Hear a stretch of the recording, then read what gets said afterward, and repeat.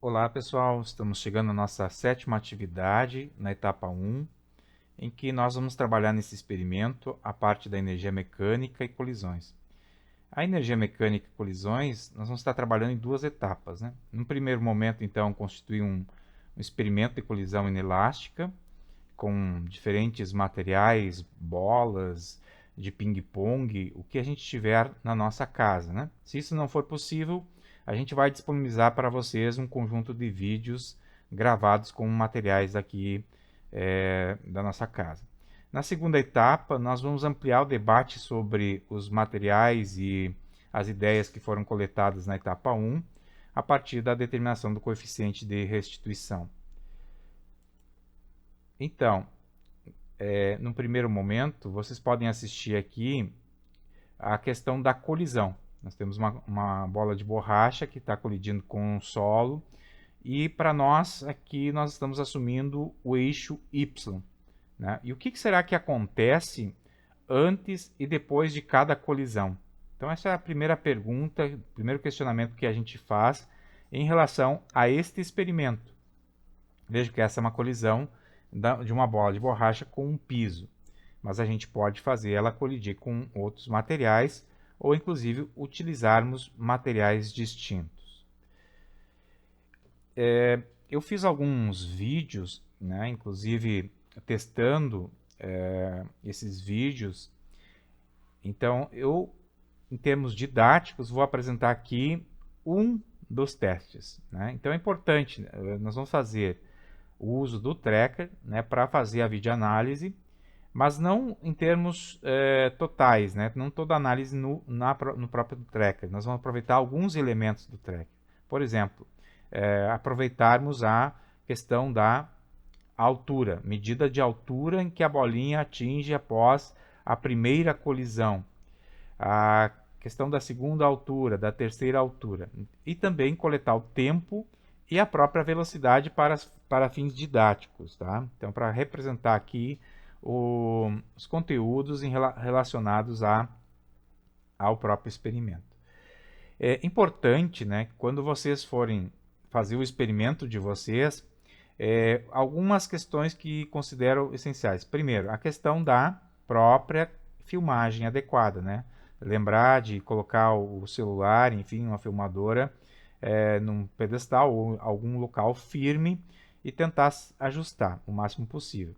Incluir a questão da fita de calibração, né? Ter algum objeto que vocês tenham possibilidade de incluir a calibração. Por exemplo, aqui eu tenho 7 centímetros e aí cuidar as unidades. Já foi transformado aqui para 0,0 metros, né? E mais menos 0,01 é um dado que eu incluí em função de que o meu instrumento de medida aqui é uma trena.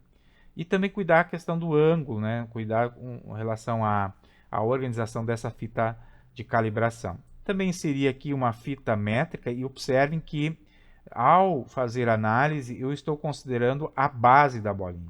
Então eu vou fazer a medida a partir desse ponto inferior à bolinha, porque é ela que atinge o piso, né? Então é importante nisso.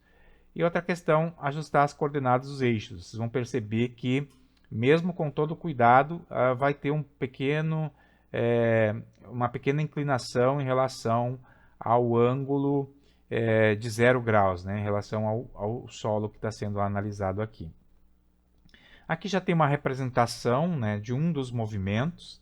Então aqui a gente considera, por exemplo, a posição Y1 é de onde que a bolinha foi solta. A posição Y2 é após o primeiro kick, aonde que a bolinha atinge. A posição Y3 após o segundo kick, após N2, né? E a bolinha no Y4, que é o N3 e N4. Importante levar em consideração que eu só aproveitei aqui os 4 primeiros movimentos após o primeiro kick.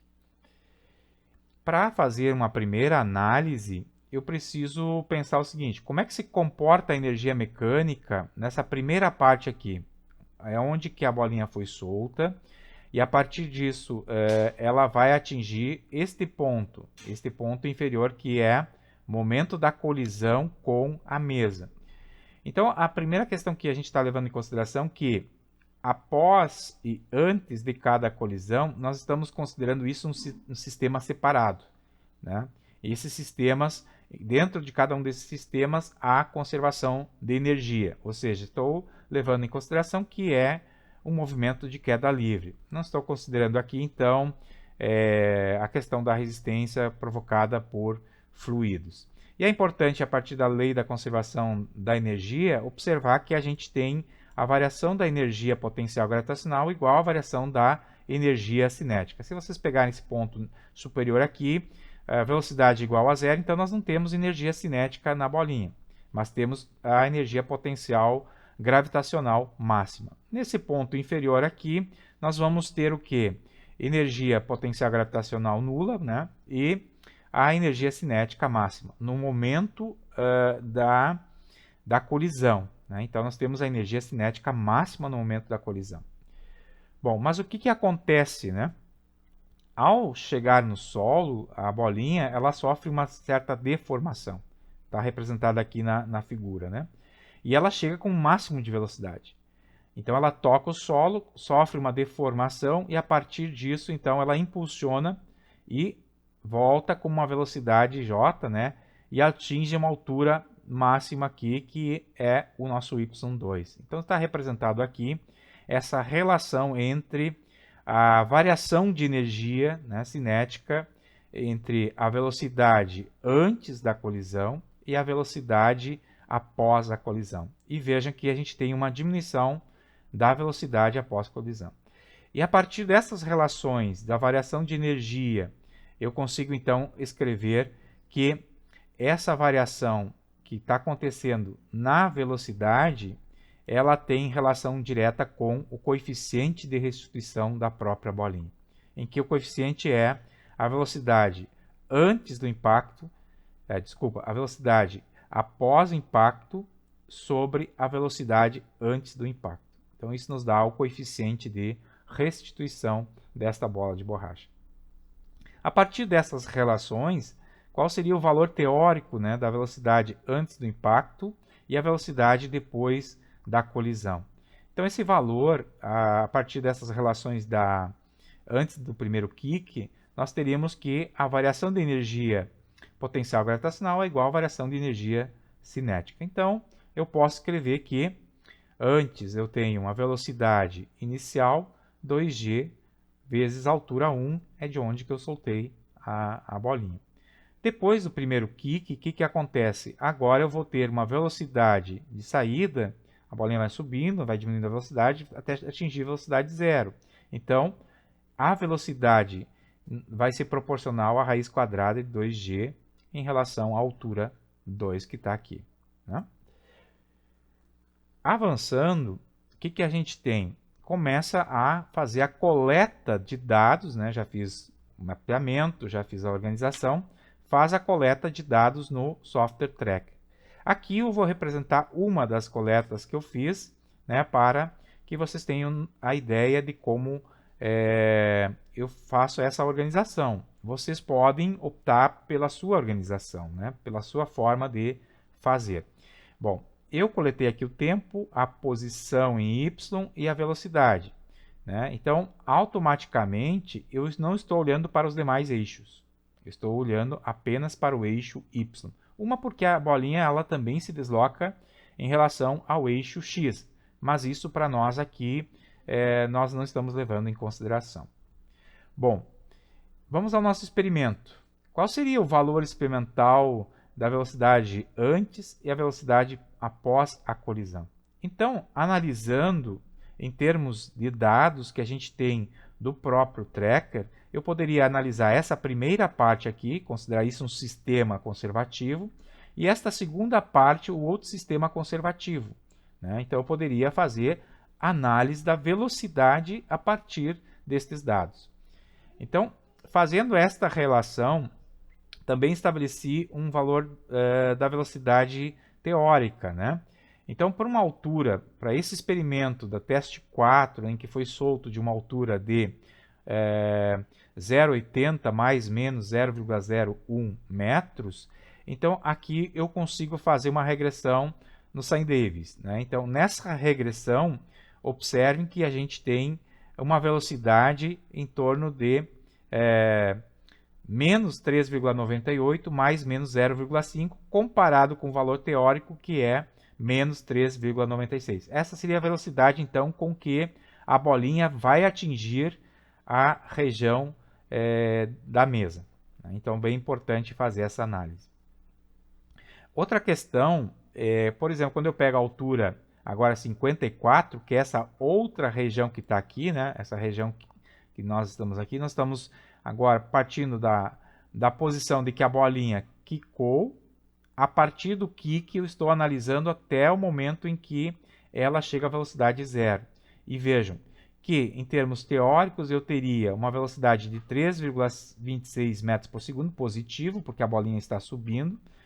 E, em termos experimentais, eu consigo obter, então, uma velocidade, a partir da regressão feita no Sine Davis, de 3,29 mais menos 0,5 metros por segundo. São dados interessantes, né, para quem está buscando compreender o que está acontecendo em termos da energia cinética associada à velocidade antes e após a colisão. Importante notar que nós temos uma diminuição no módulo da velocidade. Veja que a velocidade era maior antes da colisão e agora, após a colisão, nós observamos que a velocidade ficou menor.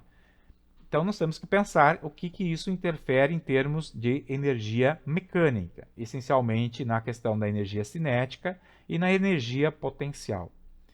Avançando, né, eu fiz aqui uma relação também com análise. Na regressão, nós fizemos dois casos, né, apenas para fins didáticos, para ilustrar.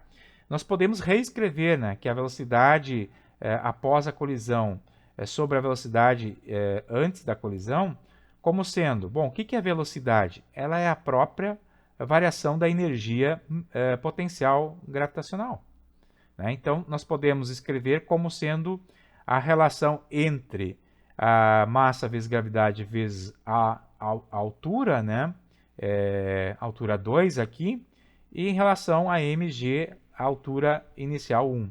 Então, simplificando as massas, então eu não preciso me preocupar aqui com medida da massa da bolinha, eu posso obter então o coeficiente de restituição a partir da relação entre as alturas 2 sobre a altura 1 dentro da raiz quadrada. A partir dessas relações, então eu construí uma primeira organização de dados. Nós estamos na primeira etapa, então nessa primeira etapa, o que eu fiz? Identifiquei qual foi o kick, né? Kick na bola aqui, ó, kick 1, 2, 3 e 4, conforme a gente tinha assumido, e qual foi a altura em metros em cada um dos kicks. Lembrando que essa altura foi medida com auxílio do software tracker.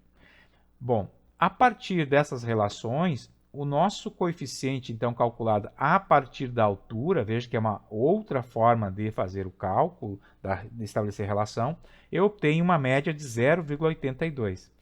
Claro que é importante a gente começar a pensar o que significa esse valor 0,82 em termos de energia potencial gravitacional e em termos de energia cinética no meu sistema. Lembrando que cada parte é um sistema em separado, como nós assumimos.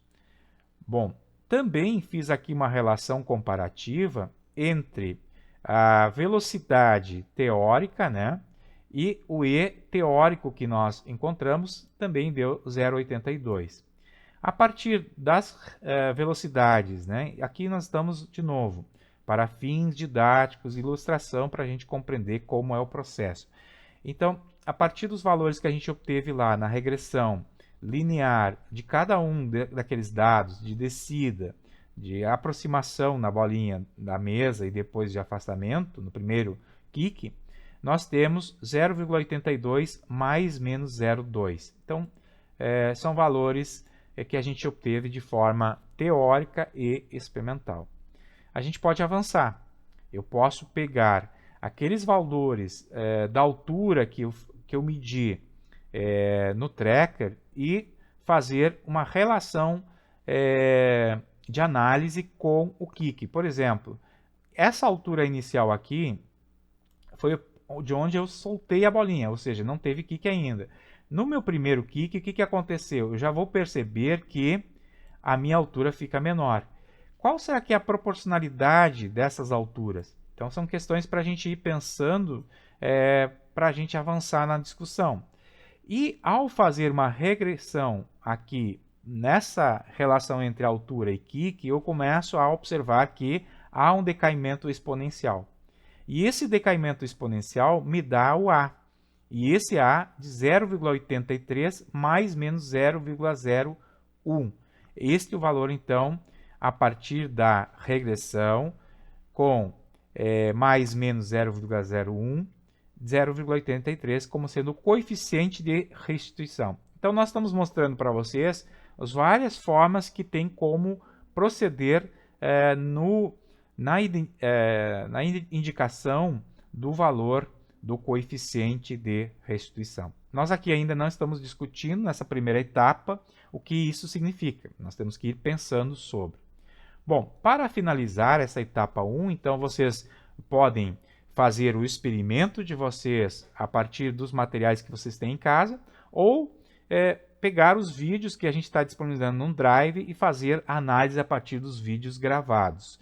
Então, para nós irmos pensando para a etapa 2, né, e fazermos nossos registros lá no AVA, que outras ideias e aperfeiçoamentos para o experimento você pensou ao fazer esse primeiro experimento? E que tal escutarmos a colisão? Será que a gente pode fazer o cálculo, encontrar o valor de coeficiente a partir do som, do kick? Porque se a gente tem o intervalo de tempo entre uma batida e outra, como é que a gente pode estabelecer esta relação? E que casos de colisão teremos quando E é igual a zero? Né? Se o E fosse zero, que tipo de colisão é essa? E se o E fosse igual a 1, que tipo de colisões nós teríamos?